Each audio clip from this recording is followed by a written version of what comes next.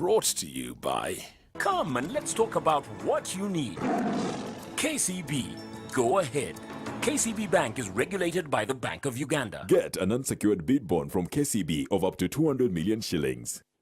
Now, the private sector is being urged to consider investing in the animal industry, especially livestock, whose demand is still high, yet the supply remains very low. According to Pius Wakabi, the Permanent Secretary in the Ministry of Agriculture, government is willing to support the sector by putting in place relevant infrastructure such as water dams and state-of-the-art abattoirs to guarantee sustainability and availability of market for livestock product.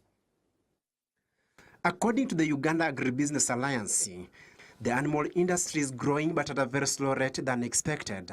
Dr. Juliet Sentumbwe, the Director Animal Resources at the Ministry of Agriculture, explains some of the challenges that this sector is experiencing. A poor regulatory framework, and this involves things like standards and certification. Standards of meat, we need to grade it. We don't simply send poor quality meat outside.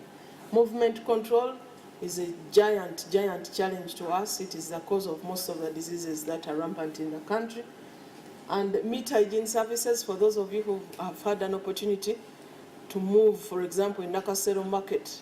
The animal industry, according to the Ministry of Agriculture officials, remains one of the grey areas with high investment potential that the private sector can tap into. With the increasing population, it is a way to go, and it's a solution. And we're encouraging the private sector to invest much more in that area. Today, we're exporting a lot of dairy products, if you are not aware.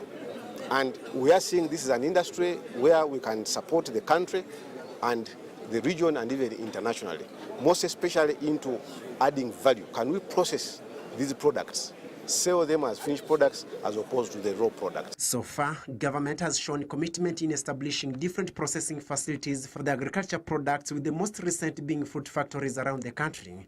The same is going to be extended to the animal industry. Victoria Sechitoleko, the chairperson of Uganda Agribusiness Alliance, says this has been long overdue. Once again, when, for example, animals are being exported or have been imported, they should be held by government so that we are sure that those animals are clean, then they can be exported or imported. Because at the end of the day, it is the government which is responsible. It's a bit difficult to delegate those jobs like quarantine and then silos for food security. This as the Uganda Agribusiness Alliance brings together different stakeholders in the agriculture sector, specifically the animal industry, to deliberate on the best ways of attracting the private sector to invest in livestock industry, which has the potential to earn the country more revenue. The easiest way to attract more investment in the animal industry of Uganda is for the government of Uganda, through MAAIF, to actually set up those policies, regulations, and actually enforce the regulations which make which will give the business people a conducive environment for them to do business and make a profit. Sampol Nahaima, NBS, live at 9.